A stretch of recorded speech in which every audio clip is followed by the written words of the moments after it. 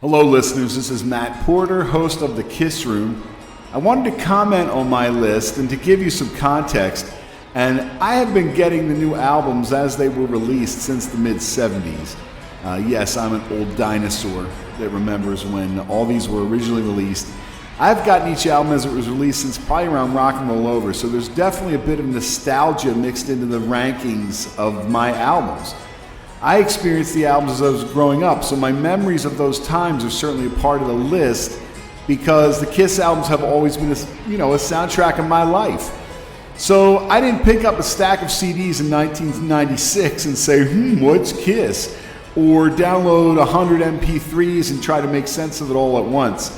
So my list is based on the albums that I tend to grab the most. They're the ones that get spun a lot, not just based on what a popular choice seems to be or which one has the best mixing but really just the ones that I still connect to the most. So thanks to Greg and the Lipstick panel for letting me be part of the fun. This is Matt Porter from the Kiss Room. Go to thekissroom.com. All right, kids. Well, hey, next up on the list, we've got Love Gun. Huh. Yeah. I actually had Love Gun literally right above Hotter Than Hell in my ranking and relatively the same place. So I'm totally okay with this, I guess. Yeah, see, this ranking is all of a sudden, as it's continuing to shape, Mike's going to become more and more favorable towards this ranking. Until we get to your favorite album, of course, Greg.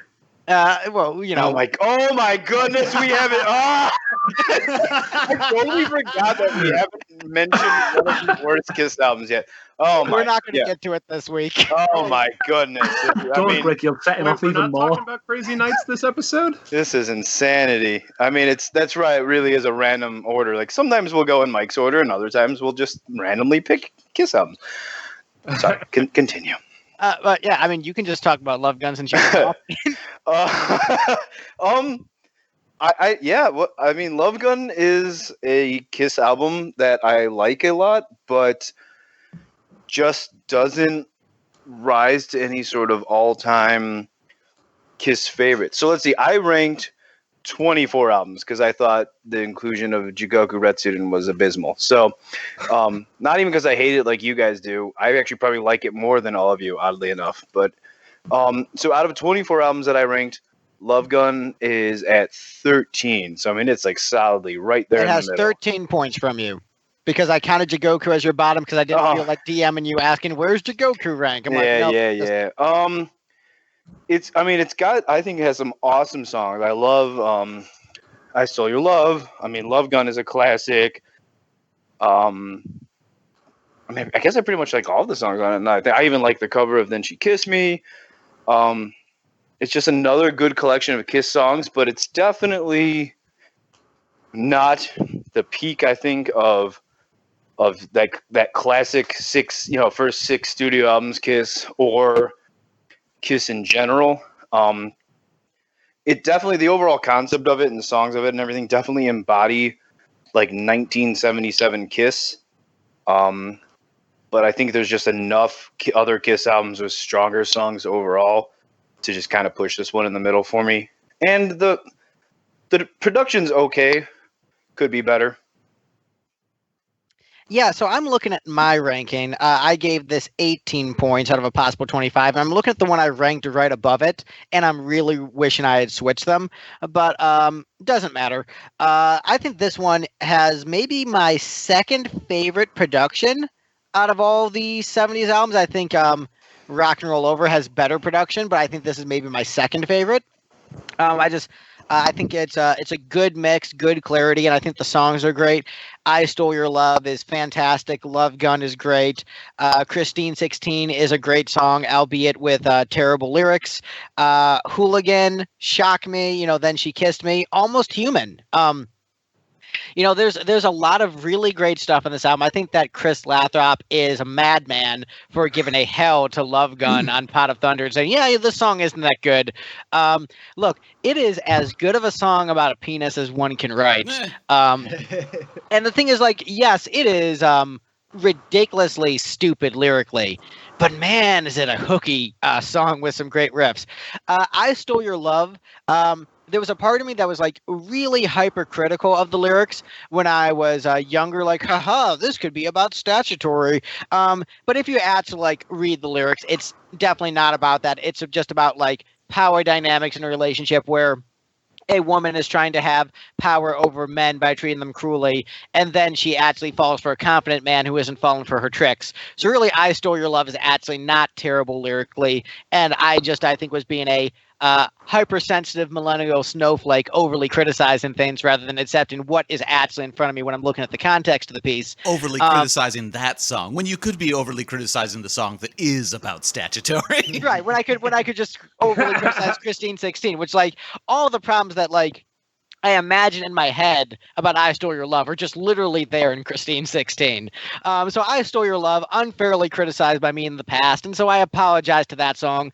Christine 16, not criticized enough by me, but damn, those hooks are so good.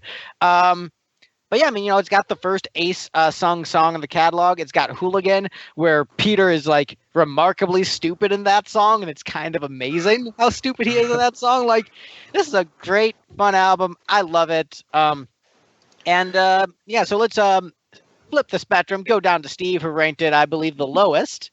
Thoughts on Love Gun? So, this is an interesting one. I ranked it, what?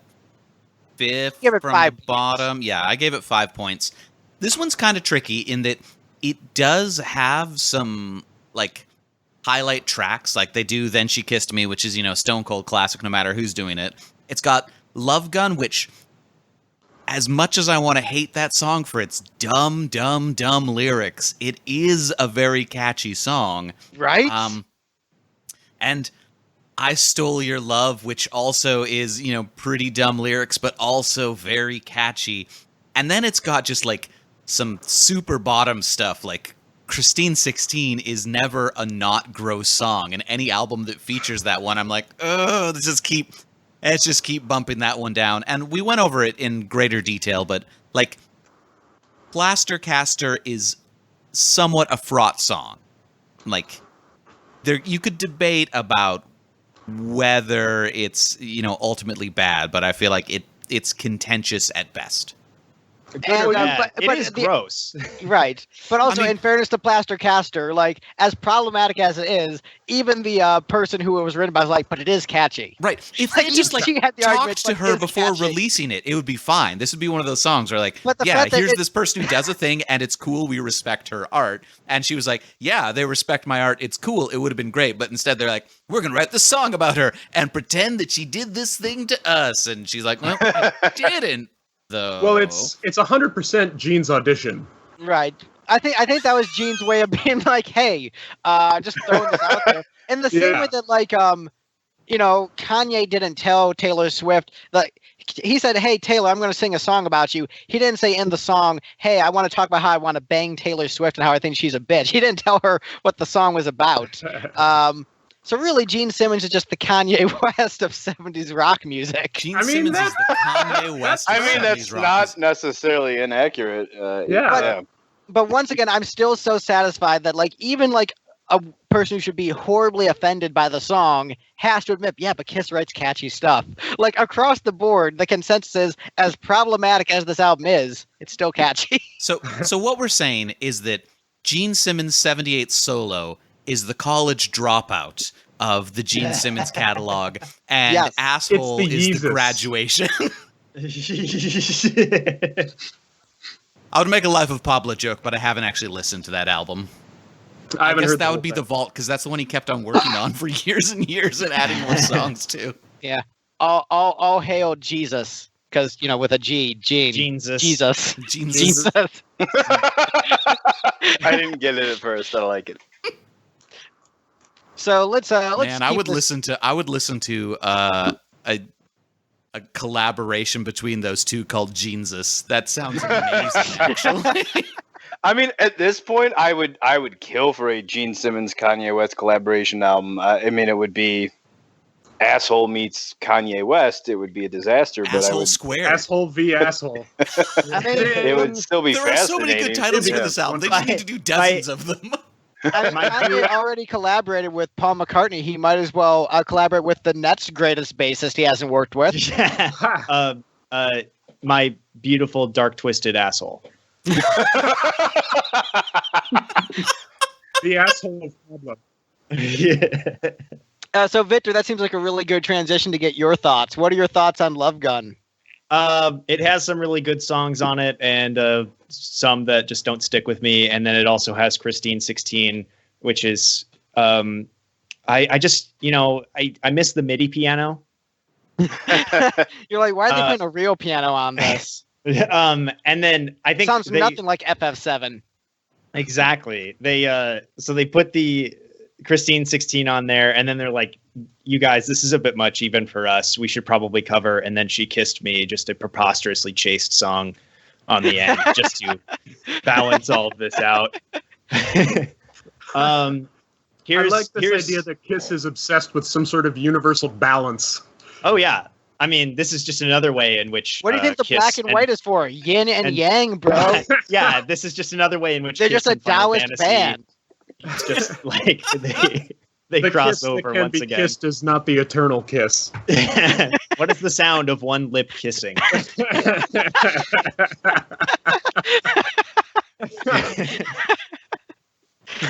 like this cross section of people that we're imagining who would listen to this, who both know and want to listen to the opinions of 6 strangers on Kiss albums and have read the Dao De Jing enough to like get that joke.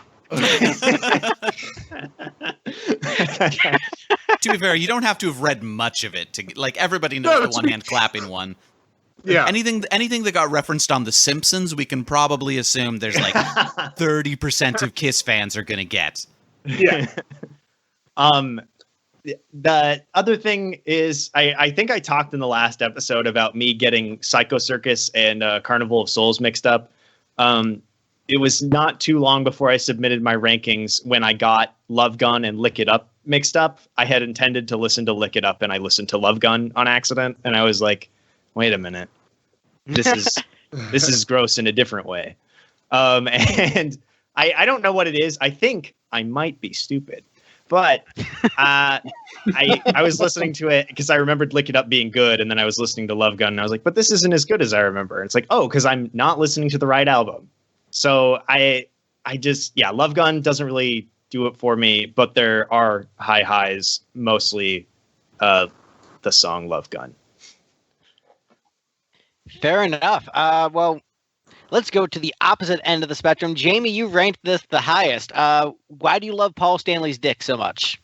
Well, who doesn't love Paul Stanley's dick? Whether it's whether it's Love Gun in Love Gun or Love Gun in Bang Bang You, like I'm all for the phallus of Mr. Stanley. I think the album's great. I think 8 of the 9 songs are brilliant. I think Then She Kissed Me can do one, but other than that, I think it's great. I mean, obviously, I think Christine 16 is a horrific song lyrically now that I'm a fully fledged adult and understand things that when I was first listening to Kiss as a teenager, I didn't really think much of and didn't put much meaning to. But it's just a great album. I think it sounds great. The songs are great. And Love Gun's probably one of my favourite Ace Frehley guitar solos as well. I think it's great. I love that little major scales. Yeah, minor. It's a E minor pentatonic that he runs up and then does his very famous kind of little triplet E legato bends. Love it. Also, it's the song that Paul flies out into the audience for. I mean, whenever I put this album on and it starts with Love Gun, I've just finished season 1 of Pod of Thunder, so I very recently heard Chris's opinion on Love Gun, and I nearly died because I can't believe that anybody on earth would not rank that as a hallelujah, because everything about the song is excellent. But right. here we are. Every opinion's. He calls me hot take, and I jaw dropped at that. I'm like, what? But I kind of had a suspicion with how he was talking throughout the episode. I'm like, hold on, he's not giving this the overwhelming praise it deserves. I have a bad feeling about this. Yeah. I split with those guys opinion-wise on quite a few tunes. Yeah, you could tell straight away as soon as Love Gun came out of the cannon, that out of the sports machine, that there was no way that Chris was going to enjoy it. He was very short, very didn't say much. When the Jones Brothers were being very enthusiastic in their commentary, very tight-lipped, and very disappointed. I was very disappointed. Yeah, nothing but disappointment from us. But man, yeah, Love Gun. It's a masterpiece, and just the way that Paul, flies into the crowd, penetrating the crowd during that song, it's really great. Gavin, what are your thoughts on this album? I love this album, and I saw the reunion tour early enough to where Paul. I saw the leg of the reunion tour where before Paul had started flying out. Third leg into the crowd.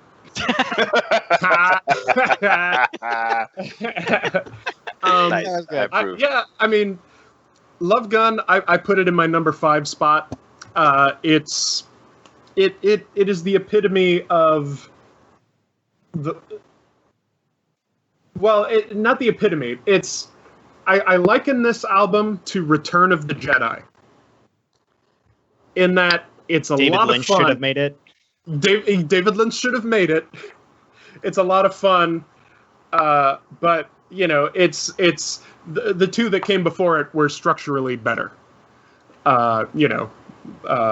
Chicken salad roast beef is my counter to you, sir. You liken it to the Return of the Jedi, and it's the only Star Wars movie with sufficient amounts of Warwick Davis in it.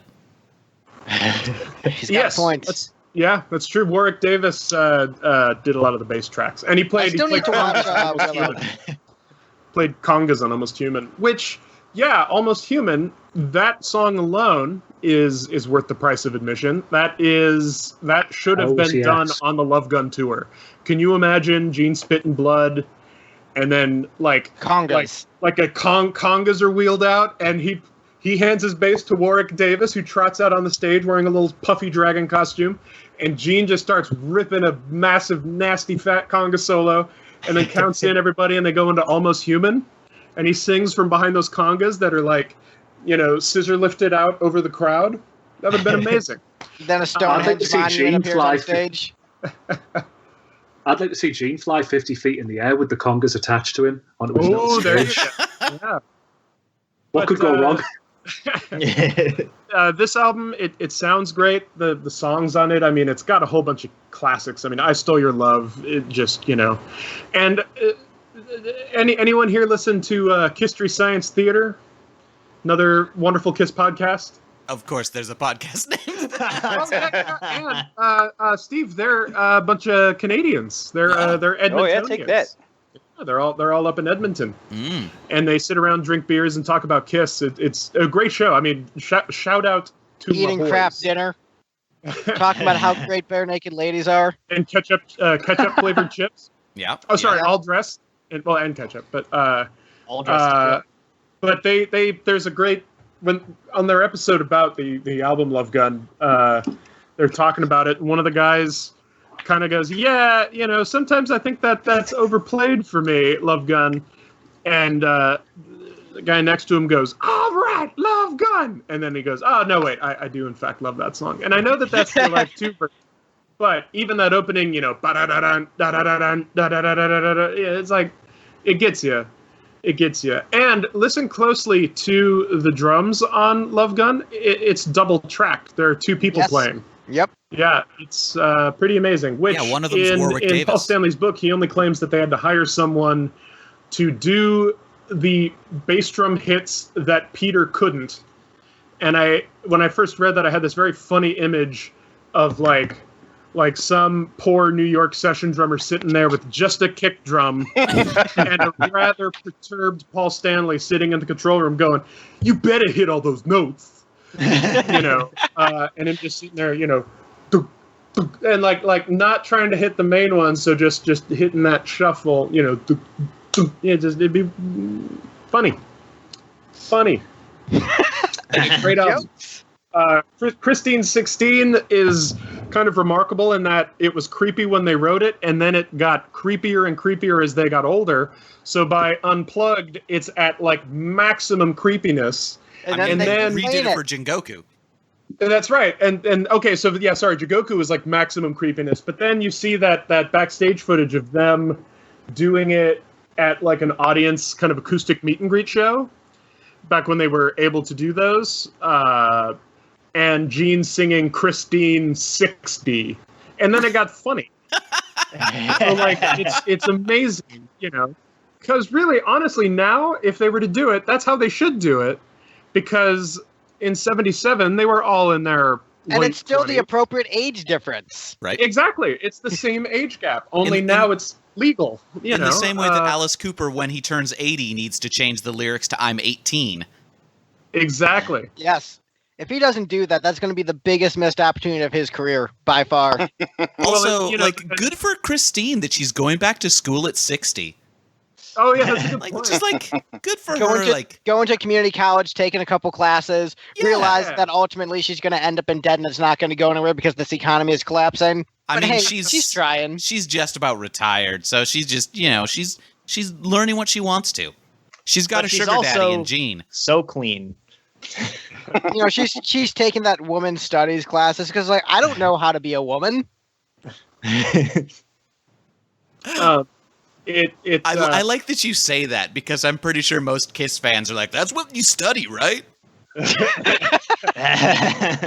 All right, I forgot our audience.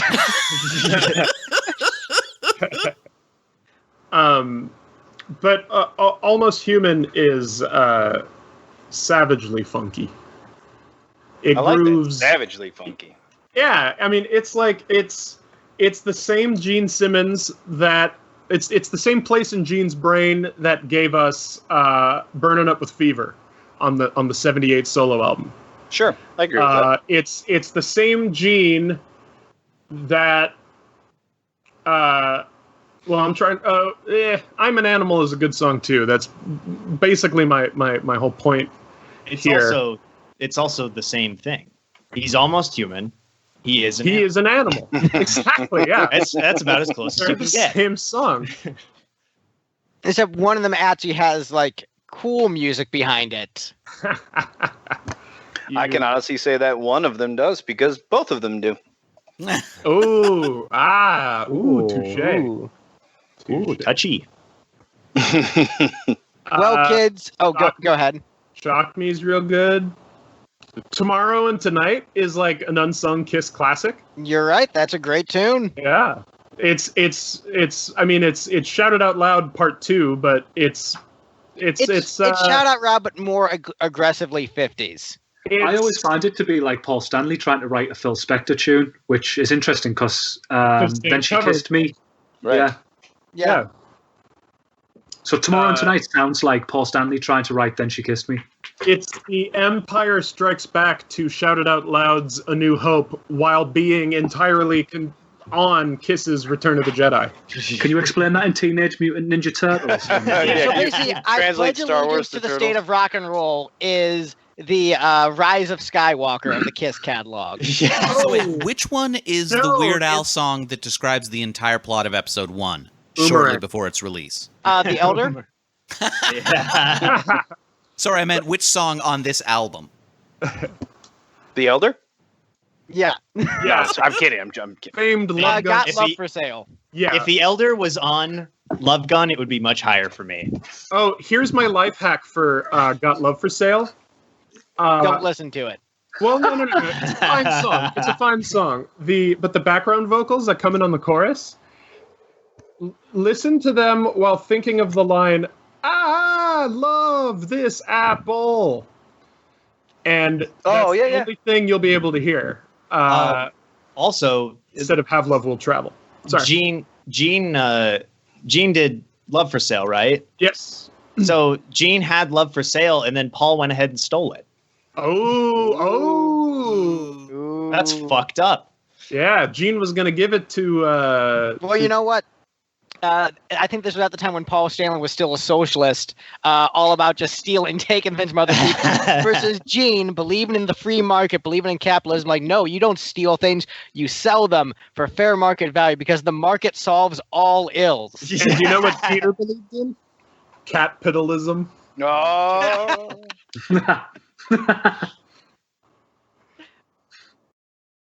next up on the list, we're not in the top 10 yet. We've got Creatures of the Night next on the list. Which was technically tied with Love Gun. Technically, but I mean, the ties don't matter. What was the tiebreaker? Victor was the one who tanked Love Gun by only giving. Actually, no, Steve. No, tanked But I Love Gun. also probably Because- tanked Creatures of the Night. No, but so the way tiebreakers work for recap is whichever one gets the lowest individual point loses in the event of a tie. Okay. So Steve gave Love Gun 5 points, and then the lowest someone ranked Creatures was 9 points. Which was And Mike actually. So Mike, hello. the guy who claims to love 80s Kiss, ranks Creatures of the Night low.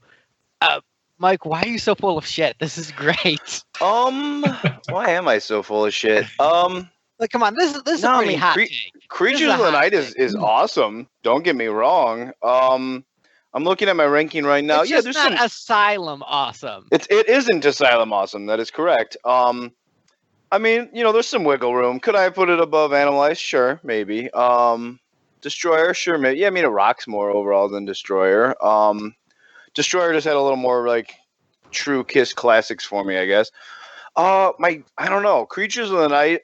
I'm kind of a jerk about it, kind of in the same way with Revenge, where for the last 20 years or so on Kiss message boards and whatnot, it's one of those that a lot of Kiss fans kind of overrate. So I guess I have this bitchy little backlash where I'm like, then I'm gonna underrate it. But I mean, you listen to it and it's solid, great rock song after solid, great rock song. My one potential fake justification is that it is the only Kiss album, by the whole band, of course, where the Gene songs, there's more Gene songs than Paul songs. So maybe I'm such a little Paul guy that I just needed more Paul songs, but it's 5 Gene songs to 4 Paul songs. So maybe there's just not enough Paul for me on Creatures of the Night. But yeah, it's a damn fine album. I just think that Lick It Up is even better. That's fair. And, in fairness to Paul Stanley, he was busy doing all the songs for Killers. So he had to, pull extra weight since they were recording those simultaneously. Victor, you also only gave this 9 points. Do you not like how much Joey is hitting the drums? I hate it. You can hear drums in this album, therefore it's not good. It's really You can really hear those drums. Yeah. And I love them when they're loud, I guess. So I've refrained from asking this question on a lot of albums where it could have come up, but I think this is really the one where it's the most relevant. Does Paul Stanley have a lisp? No, I think they DS him pretty heavily. Yeah. Creature of the Night. I like it was a real shocker when we got here. It shocked me, to quote another guy who was in the band. That was definitely like listening to all the albums and then getting to this one. I was like, did he develop a lisp? Has he always had one? Is there something with the mixing or like the filters they put on his voice? The filter they put on his voice. It's just so bizarre. Did you hear it in albums after this? Yes, but this is the first one where I heard it, so I was waiting till we got to it to ask this question. Did it disappear ever as you got further along? I would make notes periodically where I'd be like, "Oh, the lisp is back here." I think the next one that I remember it being like really prominent was in Thicotherkith. Okay, so I think this is around the time where he started changing his vocal technique. Okay. And so he, instead of singing from his throat and just, doing like terrible, unhealthy singing, this is him actually like using proper breath support and singing like from the diaphragm. And so because this is sort of like where the transition happens is this album and Lick It Up. So it's possible that he might not necessarily have a lisp when talking, but he might just be enunciating weird as he developed that new singing style, is what my hypothesis would be. But look at him in Kiss Meets the Phantom of the Park, you're looking for someone, but it's not Kiss. Like that you might think that was me doing an impression, but that I pulled up the sample and I just played that. That was Paul Stanley. I thought maybe a slight lisp or just the Brooklyn accent. Yeah, it might be the Brooklyn accent. It's also just I think when Paul is trying to like put on his Paul persona, yeah, he maybe over enunciates in an awkward way. I suspect that's what it is because like I listened to a live and he doesn't have it there. No. And it's like I think it is something. Well, and that that Unplugged Sure Know Something, he doesn't really have it there, but when he's introducing the song, he kind of does. I think it is something with like a voice that he sort of puts on. Yeah, he very much has a stage voice where people do mock his stage voice quite a bit. There is a compilation of like 64 tracks of just Paul Stanley stage raps. I've heard the 45-minute cut of him. Yes. I have two patches on my electronic drum samply doodler that are just Paul Stanley clips. I got the one, because there's that one thing where the guys in Bethany love that. Oh yeah, it's great. There was one that I used to play on stage. Actually, I used to do the. It's not good enough, people. It's not good enough. I ain't gonna lie to you. I would like play that, and then we would go into a song. But I took the one of the Cold Gin intros where he did the partying is cool, dying is not, and I split that amongst 4 pads. Right, part 1 partying, 2 is cool, 3 dying, 4 is not. So I can make any permutation of that sentence that I want. I can make him say dying is cool. I make Paul Stanley say dying is cool sometimes. Oh man, you're twisted. Dying is partying. Just like this weird Zen cone Paul Stanley up there in the Bentley shows. What is the sound of one hand partying? If a party happens in the woods and no one attends, does it make a sound? Victor, aside from Paul Stanley's lisp, what else is wrong with this album? It's about Paul Stanley's lisp and how this girl is going to get some of his lisp. So this is actually something I brought up in a conversation with Greg while I was going through the albums for the first time. And I think he kind of debunked my thought here, but I still kind of feel this way, which is them like Creatures of the Night is so like heavy in the 80s because they were like, no, I swear to God, we're not the band that did The Elder.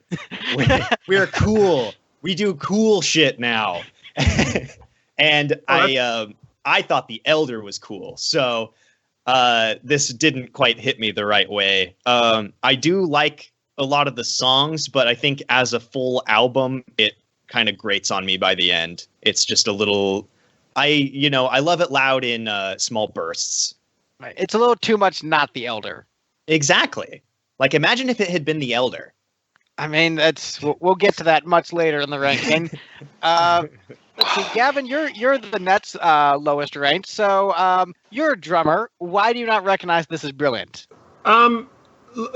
Look, I'm going to say something that's potentially controversial about this album. The drum sound is okay. Oh, boo. The drum sound is okay. I won't entirely back up Gavin. I'll say that I love the drum sound for this album. But when people say, like, wouldn't it be cool if every album sounded like that? No, I don't want that on every album. But I am glad that there is an album out there with that insane of a drum sound. Yeah, it is. It is. It is. Wait, hold on. Before you do this, I remember you defended the drum sound on Hotter Than Hell. Yes. So as we're talking about your taste. Yeah. Which I don't think the sound on Hotter Than Hell would work on any other album, though. Like, I'm not saying that Destroyer or Revenge or Lick It Up, anything should sound like Hotter Than Hell. Only Hotter Than Hell can have that. And to me, I think only Creatures can have this kind of thing. Because if you were to put Peter Criss with that kind of drum sound, with the sheer amount of like kind of ghost notey stuff that Peter did, it would just sound like 10,000 grannies sighing in a subway station. You know, you just wouldn't hear any definition of anything. It worked for this album, and it worked for those drum parts. And even still, I mean, you know, if you're listening to a bunch of things kind of on shuffle and a tune from Creatures comes up, it really sometimes will sound like you are standing in one subway station listening to a band playing a little bit of a way down the tube. You know, so I'm not as in love with the sound on this album as everyone else is. And like I said, I gave Gavin some support, but I also give the drum sound some support, because when you do hear like one of the remixed versions, you're like, "Oh man, that's not how it should sound." I agree. Yeah, like the later releases sound terrible. Like the remixes, like this. To me, I'm gonna let you finish. But I'm gonna say that Creatures of the Night has one of the best drum sounds of all time. All time. I mean, it is a great sound. I mean, I'm a sucker for big gated reverb toms, right? I'm a Genesis fan. I'm a Phil Collins fan, right? But I really think that, like, if you love the drum sound on Creatures of the Night, you will shit yourself when you listen to Duke by Genesis. Like, specifically tracks like Man of Our Times. Listen to Man of Our Times by Genesis. That is what they were aiming for with Creatures of the Night. And Genesis did it better. Purely on the drum sound, not in the songwriting, not in the sound of any other instrument, but the drum sound. I don't know if I actually agree with that. Really? I think that so for me this so I rank this the highest out of everyone else. I gave this 22 points out of a possible 25. So ranked this very high. I'm one of those guys who's like, yes, Creatures is one of the band's finest moments. I'm one of those dudes. I would agree that this is not the production you want for every album ever made, but it is so good for this album, and it just sounds so crisp and clear. You know, the guitar tone is heavy, but has like great definition. It builds a sense of atmosphere that makes this album wholly unique, but adds the appropriate amount of bite to each song. Where I feel like the drum sound that Genesis had on Duke was, I would say, you could argue a better drum sound overall. But I would say that this is the perfect drum tone for this material, for this album. Like, this is just, in terms of production values on a Kiss album, this might actually be my favorite in terms of the sonics matching the material, what they had in their head coming out through the speakers. I would say this might be the band's finest moment in terms of that. And like, you know, basically every cut I love. You know, the best Kiss albums are the ones where Gene is actually trying. So, you know, when you get an album where Gene actually tries, hey, turns out it's really great. And while I do prefer The Elder over this, it's just such a great listen front to back without a skip track. I love it. Steve would skip several songs on this, and you ranked this higher than Gavin. So, Steve, what are your thoughts on Creatures if you're still with us? Still with you for now. Yeah, so I did put this one in the top 10, much to my own surprise. I feel like while I didn't find the album particularly memorable, it was Kiss doing Kiss very well. Like, I don't want to like 80s Kiss, but that's really sort of peak Kiss. So there were like a couple of songs that was like, oh yeah, I vaguely remember how that one goes, and nothing stuck out as like, oh yeah, this song was awful and I hated it. So just like a really solid, middle of the road kind of album. I wouldn't intentionally put it on, but if it was playing in the background, I don't think it'd be like, oh, I hate this, let me flip a table and leave. Fair enough. So, Jamie, what are your thoughts on Creatures of the Night? Where do you stand on this album, which apparently is divisive amongst the panelists? I think that it's one of the few Kiss albums where every single song is a banger, and I wouldn't skip one of them. There are only 2 Kiss albums where every song on the album is one that has to be played if it comes on by me. So this is one of them. I think Gavin's absolutely spot on with the drum sound. Like, I understand why people go, "Oh my god, this drum sound is amazing," because, you know, it is thunderous, but it's the album was mixed by Bob Clearmountain, and it's not even the best gated verb drum sound from Bob Clearmountain. If you want to hear him do this drum sound better, listen to Bryan Adams' Reckless. Now, obviously, Creatures has a tenuous link to Bryan Adams anyway with the writing on a couple of the tracks, but the drum sound is done better on that album. It's quite in your face a lot of the times, and sometimes in a distracting way, I find, which I think is why it took me ages to like some of the songs on this album that are considered classics that most people get really fired up about. So like songs like I Love It Loud and War Machine actually rank lower down my list on in terms of which songs on this album I'd listen to first. And a lot of the reason behind that is because I find that drum sound just a little bit too distracting. But in terms of like what the band were doing and it being somewhat of a comeback album post The Elder, it's ferocious. Like it sounds great. They should have named this album The Apology Tour. We're sorry. Yeah.